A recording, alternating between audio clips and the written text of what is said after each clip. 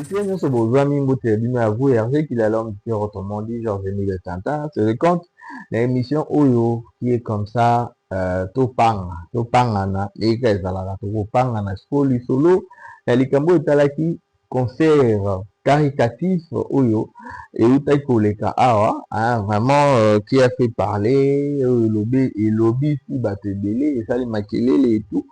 Pe banani nde bazali ba organisateur na yango to vraiment ba point oyo bato ba lobby sur internet biso to réfléchir na yango to pesa pe makanisi na biso to na émission oyo to kopanga na lisolo yango, mais avant tout nous allons essayer na komeka mwa kobetela bino mwa historique to kobetela bino mwa lisolo na likambo etali concert oyo banani bazali ba organisateur bazali mibale ba organisateur ezali Charles Tabou, Yéna Elvis Aguillier. Tabou, organisateur de Solidarité Congo et acteur culturel. Et vous n'êtes pas seul? Elvis Adidjema, organisateur Solidarité Congo et DG Sony Music Afrique. Elvis Adidjema, Yé Azali, comme ça, DG Sony Music Afrique francophone. Yango Bakanisi. Bakanisaki yango basangani nde bazwi idée ya kosala concert oyo concert caritatif oyo Solidarité Congo. Alors na kati wana sponsoring ezangaki te ezalaki bazali sponsorisé na Fonareve oyo ezali institution publique oyo ezali basé à Kinshasa mpona koaider bafemme oyo bazali violentées et tout les femmes baso bazali na pasi bo na Fonareve biso bazoki idée ya kosala et plutôt basangisaki baartiste mpona kobeta nzembo moko nde esalaki barappeur lokola Damson, Gradure et puis Nino nde bameki kosala Afrique Congo mpona juste kosoutenir bacongolais mpe koloba silence oyo bato ya mikili mosusu bakosala makambo ekoleka basalaki nzembo yango. Alors sans oublier association humanitaire Give Back Charity ya Ju mpe ezalaki na kati bango mpe bazali kaka ye mpe azali kaka na structure oyo ya koluka kosoutenir basi na pasi basi oyo bazali na mwa minoko bazali na pasi etu ya baaccident makambo ebele kaka.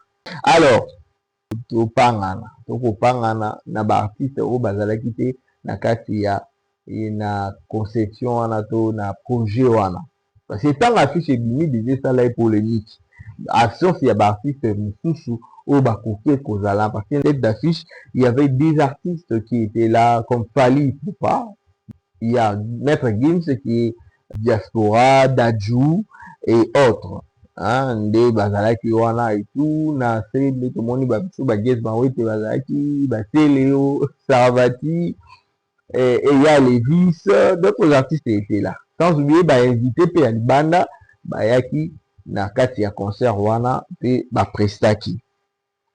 Alors, déjà, les bateaux qu'on réclamait, pourquoi faire Azakité, pourquoi Kofi Azakité, pourquoi.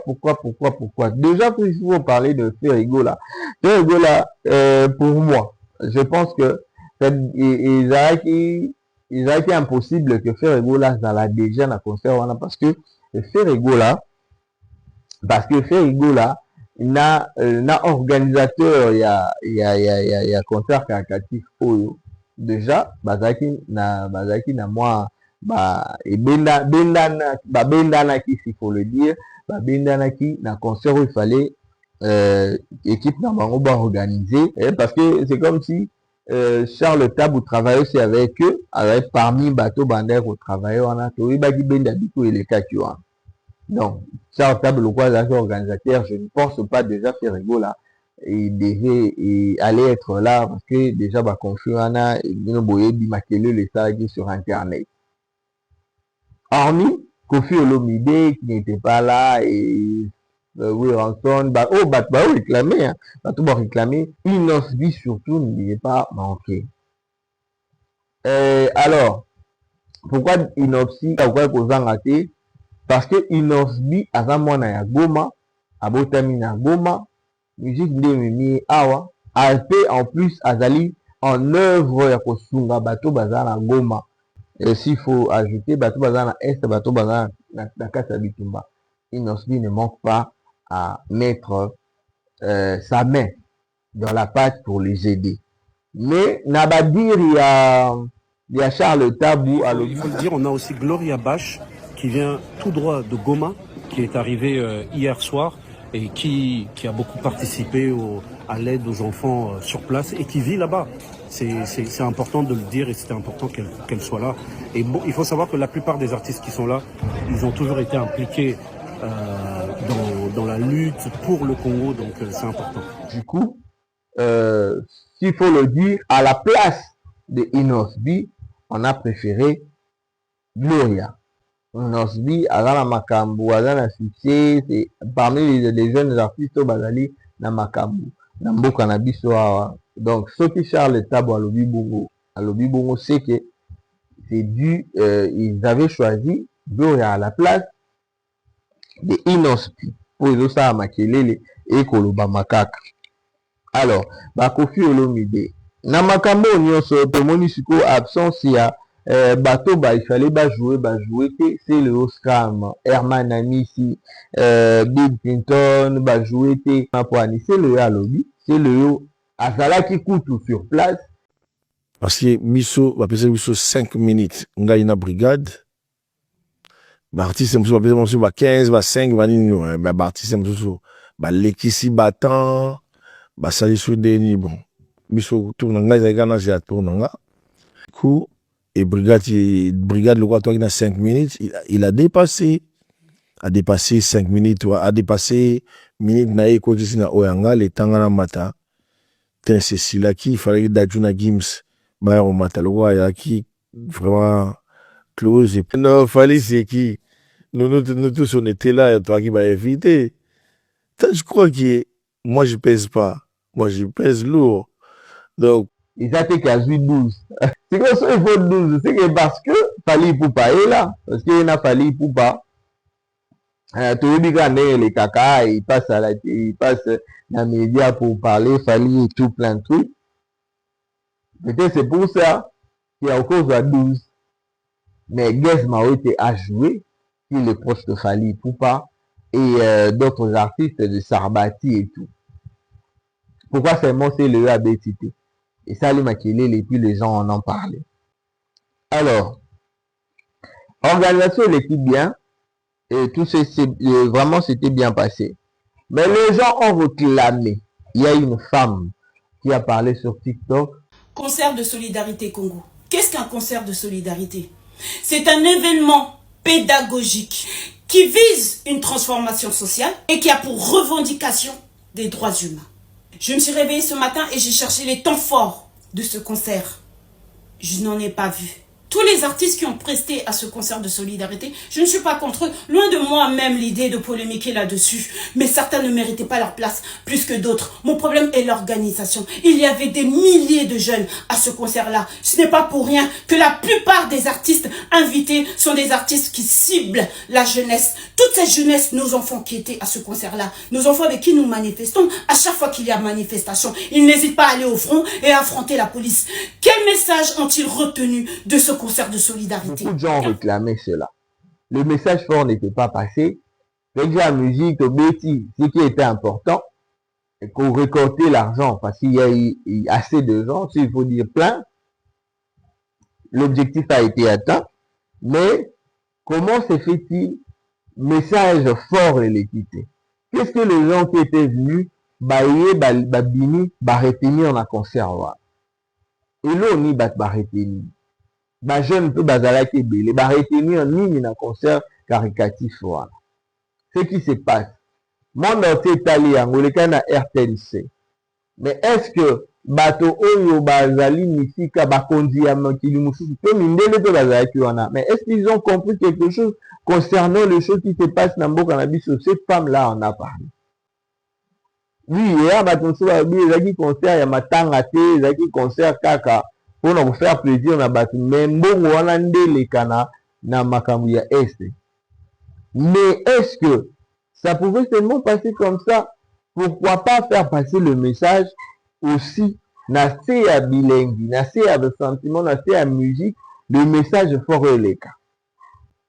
Mais ce qui a plu aussi aux gens, et ça que Sidiki Diabaté aye aleki na nzembo abeti guitare na bango wana ya mboka abeti yango na debout congolais. C'était vraiment magnifique et j'avais aussi apprécié. La prestation bato ba regretter, bato ba lobby. Pourquoi la conscientisation ezalaki te? Pourquoi le message qu'il me faut, le message fort, oh, et bandai koleka concert bandai koleka en direct mindele bato bele bandai kotala yango en présence na bango pe ezalaki ya mindele ezalaki wana. Qu'est-ce que les gens ont retenu de ces concerts caritatifs? Avant Nakene Moulaï, on va prendre les commentaires de gens qui ont quand même réfléchi dans ma concert caritatif européen toujours à Gino pour la continuité. On y va.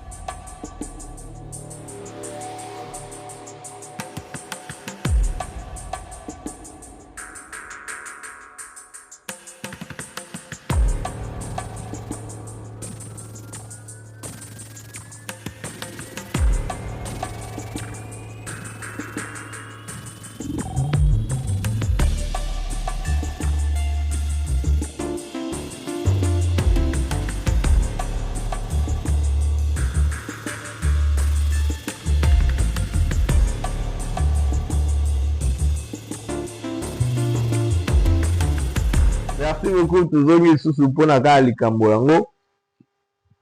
Beaucoup de bat ba réagir, les gens réagissent. Pour et contre bat ba réagir, bat ba lobby, bat ba beti maso bat ba ko sika ba simiki o ba ko sepa ba sepelo ba ko zala pour bazali, mais ngai ce qu'il faut na pe sa vie na ngana bakisa parce que je veux rejoindre l'idée de cette femme qui était passée au ya lobela ki likambo na TikTok. Les concerts, félicitations. Félicitations à Charles Tabou, Elvis Adidiema. Vraiment félicitations parce que l'objectif a été atteint.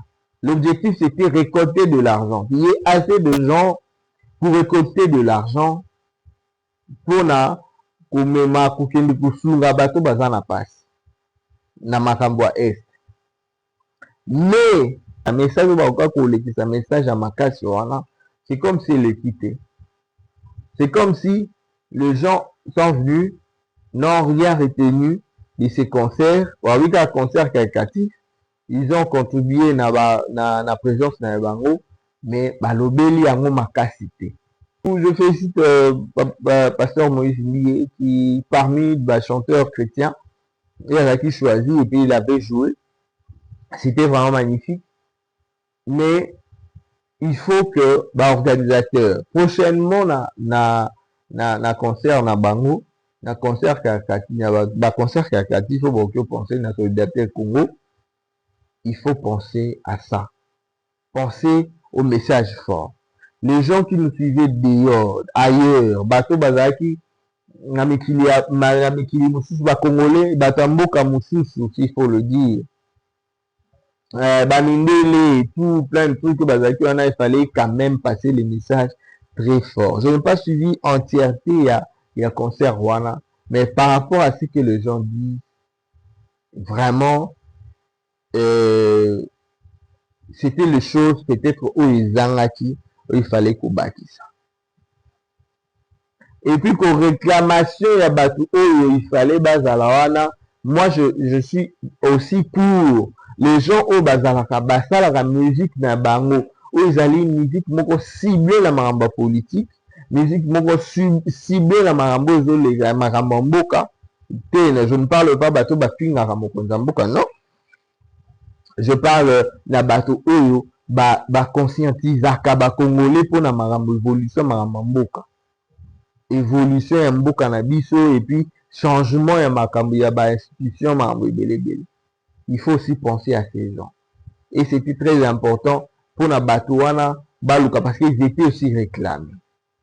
Mais pour na organisateur, normalement il faut penser à atténuer ma chaleur. Penser à réfléchir, la solidarité, penser à réfléchir. Ceux qui vont dire même bateau tétan sous toujours s'attendre faire nini mefuko ba tête mususu ba grande tête mususu ya musique kotia bango wana ou esalake et atténuer quand même likambo ya polémique et surtout parce que Fally Ipupa était là, Ferré n'était pas là, Kofi n'était pas là, bateau nyonso baza en conflit avec Fally Ipupa. C'est comme si que sikoyo que concert wana ezalaki penché et tout. Vraiment, il faut éviter ça. Oui, on peut pas faire plaisir à tout le monde, mais quand même, il faut, le Koza Mamba Congo, il faut penser à ça. C'est important, ma carte. Mais sinon, le but a été atteint, objectif atteint, félicitations pour le concert Oyo, mais un peu de retouche pour le prochain projet, ceux qui ont résisté, pour éviter ceux qui ont vraiment, et qui ont bien ma casse pour une belle initiative Oyo. Alors, c'était ça ma réflexion par rapport à ce sujet Oyo, qui fait couler toujours encre et tout. Salive. Et moi, j'en ai parlé. Sinon, on va se retrouver prochainement pour un nouveau numéro. Je suis avec la langue du cœur, autrement dit Jean-Rémy de Tintin. Merci pour mes abonnés. Abonnez-vous massivement, partagez, aimez, commentez. On se revoit prochainement. Je vous dis bye. C'était votre émission Topanga.